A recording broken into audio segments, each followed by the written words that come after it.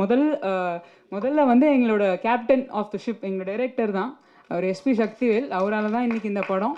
So அவருக்கு தான் பெரிய நன்றி. அதுக்கப்புறமா வந்து அடுத்த டெக்னீஷியன்ஸ், இப்போ மியூசிக் அஜேஷ் அவ்வளோ அருமையான ஒரு music, stunt master Dinesh master, அப்புறம் அவங்களோட டீமு.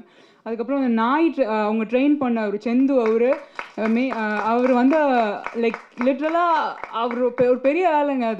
அது ரொம்ப கஷ்டம் அந்த மாதிரி அந்த டாக் அந்த இடத்துல கொண்டு வந்து எங்களுக்கு ஒரு ப்ரொடக்ஷன் டைம் சேவ் பண்ணி கொடுத்தது வந்து அவர். அதுக்கப்புறம் வந்து டிஓபி அவர் பாண்டிகுமார் சார், அவர் நிஜமாவே பியூட்டிஃபுல் விஷுவல்ஸ். அதுக்கப்புறம் எடிட்டர் சான் லோகேஷ், நம்ம ஆர்ட் மாஸ்டர் ஆனந்த் சார்.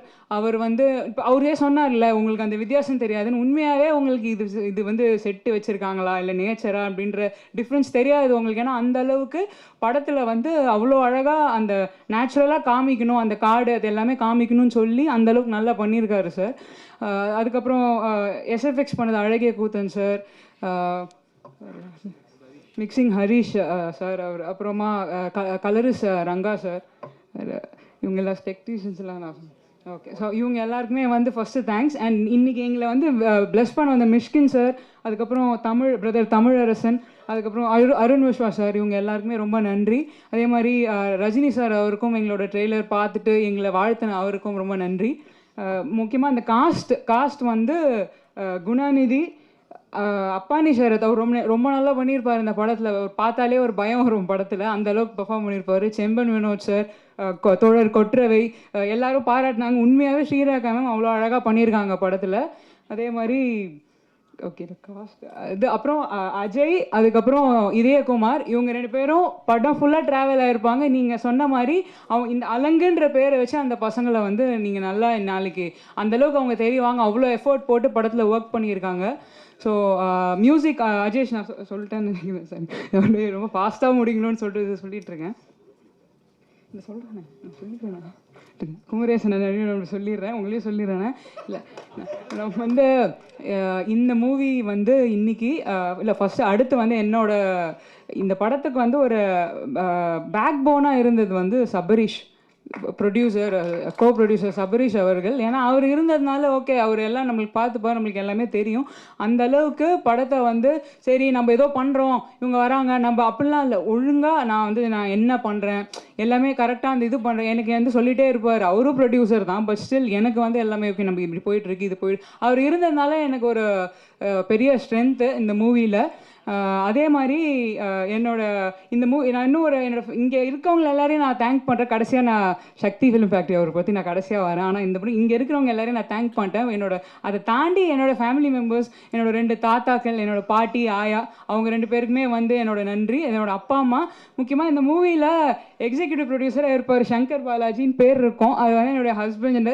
அவர் வந்து நான் வந்து ப்ரெக்னெண்ட்டாக இருந்தேன், என்னால் வந்து ஷூட்டிங்லாம் போக முடியல, ஷூட்டிங் ஸ்பாட்டுக்கு. அவர் பிஸ்னஸ் பண்ணிகிட்டு இருக்கார், அவர் தொழிலதிபர். அவர் சரி நான் போகிறேன் நீ இரு அப்படின்னு சொல்லி விட்டுட்டு அவர் ஃபுல்லாக ஷூட்டிங் போயிட்டு, இந்த கேரளாவில் இவங்க சொன்னாங்க தெரியுமா இந்த ஊருண்டு பொருள்றது முள்பது எல்லாத்துக்குமே அவர் தான் போனார். அப்புறம் அவரோட அப்பா அம்மா, என்னோட மாமனார் மாமியார், அவங்க எல்லாருக்குமே ஃபஸ்ட்டு நன்றி சொல்லிக்கிறேன் நான். அடுத்து வந்து இன்றைக்கி இப்போ நாங்கள் ஒரு படம் ரெடி பண்ணிட்டோம். இப்போ சொன்ன மாதிரி இந்த டீம் இருக்கிறதுனால தான் இன்றைக்கி அலங்கு நடந்திருக்கு. இவங்க இதில் ஒருத்தர் இல்லைனா கூட இன்றைக்கி இந்த படம் இன்றைக்கி இங்கே இருக்காது, உங்கள் எதிர்க்க இருக்காது.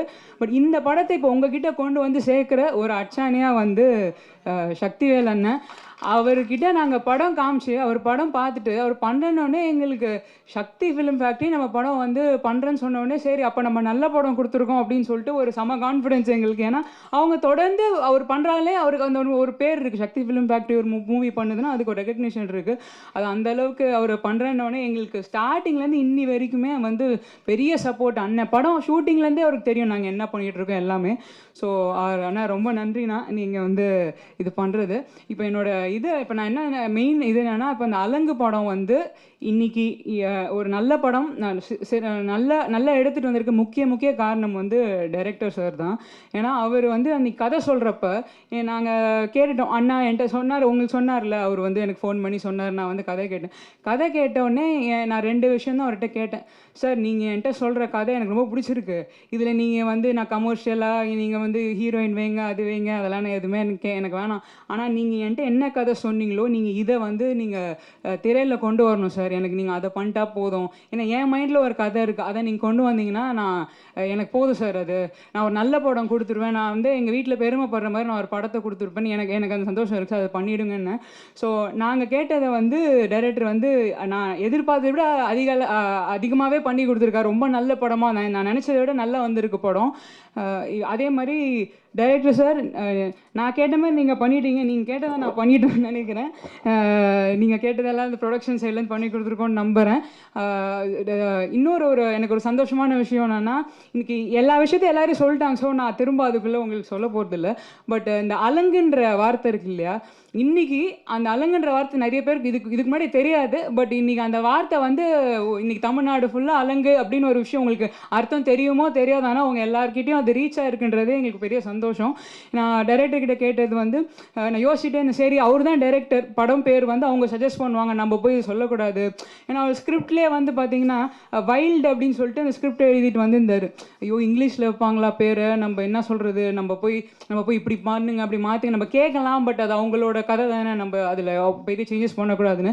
ஆனால் என்கிட்ட அவர் வந்து சொல்கிறார், மேம் நான் வந்து தமிழில் தான் வைப்பேன் இந்த படத்தை, தமிழ் பேர் தான் நான் வைக்கணுன்னே. எங்களுக்கு செம்ம சந்தோஷம் சார், தமிழ் பேர் தான் சார் எங்களுக்கு வேணும், தமிழில் வைங்க. இந்த அப்புறம் வந்து அலங்குன்ற வார்த்தையை வந்து தேடி இன்றைக்கி அது வச்சு இன்றைக்கி எல்லாருக்கும் ரீச் ஆயிருக்கு. அலங்குனா அது வந்து ஒரு போர் நாய், ராஜராஜ சோழன் காலத்தில் இருந்த ஒரு போர் வார் டாக் அது. ஸோ அதுக்கு நிறைய அர்த்தங்கள் இருக்குது. இன்றைக்கி நாய் அப்படிங்கிறதுனாலே அலங்குன்ற ஒரு அர்த்தம். ஸோ அந்த நேம் வந்து இன்றைக்கி எல்லா இடத்துலையும் ரீச் ஆகிருக்கு. அந்த வார்த்தை இன்றைக்கி எல்லார் மனசுலையும் இருக்குன்றது வந்து எங்களுக்கு ஒரு பெரிய ப்ளஸ் இந்த படம் மூலியமாக.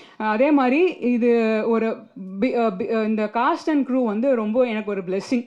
ஒரு ப்ரொடக்ஷனாக இதில் வந்து இந்த சண்டையோ இந்த ஈகோ அது எதுவுமே கிடையாது. அப்படியே ஏதாவது ஒரு மனஸ்தாபம் வந்தால் கூட அன்றைக்கி நைட்டே இல்லை, நம்மளுக்கு என்ன முக்கியம், நம்மளுக்கு வந்து படம் தானே ஜெயிக்கணும் அப்படின்னு சொல்லி சரியாயிட்டு அடுத்த நாள் வந்து அந்தளவுக்கு ஒரு எனக்கு வந்து இந்த மாதிரி ஒரு சப்போர்ட் கிடச்சி. ஃபஸ்ட்டு படத்துக்கு இவ்வளோ பெரிய ஒரு சப்போர்ட்டிவான டீம், ஒருத்தருமே பெர்ஃபார்ம். இப்போ காஸ்ட்லாம் பார்த்தீங்கன்னா ஒருத்தருமே தனியாக ஸ்கோர் பண்ணுவாங்க. நீங்கள் படம் பார்த்தீங்கன்னா தெரியும், எல்லாருக்குமே பெர்ஃபார்ம் பண்ணுறதுக்கான ஒரு ஸ்கோப் இருக்குது படத்தில். அதே மாதிரி ஒர்க் பண்ணுவாங்க எல்லாருமே. சரி நம்ம படம் தான் ஜெயிக்கணும், அட் எண்ட் என்ன முக்கியம், இது தானே முக்கியம் சொல்லிட்டு எல்லாருமே சேர்ந்து எந்த ஒரு பிரச்சனை இல்லாமல் எந்த ஒரு இது இல்லாமல் இவ்வளோ கஷ்டப்பட்டு ஒர்க் பண்ணி கொடுத்தது வந்து எனக்கு வந்து ஒரு பெரிய எனக்கு வரோம். இந்த மாதிரி ஒரு டீம் கூட நான் ஃபஸ்ட்டு படத்தில் நான் ஒர்க் பண்ணுறேன். அதுக்கப்புறமும் இவ்வளோ சப்போர்ட் இருக்குது, ஃபேமிலி ஃப்ரெண்ட்ஸ் கிட்டேருந்து இவ்வளோ சப்போர்ட் இருக்குது. வந்து கனவு மாதிரி இருக்குது எனக்கு. நம்ம ஏதோ பண்ணுறோம், இந்த பிரச்சனை அதெல்லாம் கிடையாது. ஸோ அதுக்கு வந்து ரொம்ப தேங்க்யூ அலங்கு டீம். அவங்க அலங்கு டீம் தான். ஸோ நான் வந்து அந்த டீமில் ஒரு பார்ட்டாக இருக்கிறதுல வந்து எனக்கு ரொம்ப சந்தோஷம். ஸோ இந்த படம் வந்து 27 டிசம்பர் வந்து ரிலீஸ் ஆகுது. இது நீங்கள் எல்லாம் கண்டிப்பாக இந்த படத்துக்கு வந்து சப்போர்ட் பண்ணுங்கள். எல்லோரும் போய் தியேட்டரில் இந்த படம் பாருங்கள், நீங்கள் எடுத்துகிட்டு போங்க. நீங்கள்லாம் என்கரேஜ் பண்ணாதான். ஏன்னா இன்றைக்கி சினிமாவில் வந்து இந்த படத்தில் ஒரு 300 பேர் 400 பேர் கிட்ட ஒர்க் பண்ணியிருக்காங்க. ஸோ அந்த ஒர்க் பண்ணவங்க எல்லாருமே கண்டிப்பாக அடுத்து இப்போ ஸ்டேஜில் உட்காந்துருக்கவங்க எல்லாருமே வந்து இந்த மூவி நாங்கள் ஒன்றா ஒர்க் பண்ணுறோமோ இல்லை தனித்தனியாக ஒர்க் பண்ணுறோமோ, பட் எல்லாருக்குமே ஒரு வாய்ப்பாக இருக்கும். நீங்கள் கொடுத்த சப்போர்ட்டில் கண்டிப்பாக அது பண்ணுவாங்க. ஸோ நீங்கள் உங்களோட என்கரேஜ்மெண்ட் உங்களோட ஒத்துழைப்பு வந்து எங்களுக்கு தேவை. இந்த 27 அதான் திரும்ப நான் அதே சொல்ல நினைக்கிறேன். பட் 27ஆம் தேதி இந்த படத்தை தியேட்டரில் பாருங்கள், பார்த்துட்டு எங்களுக்கு சப்போர்ட் பண்ணுங்கள். நன்றி.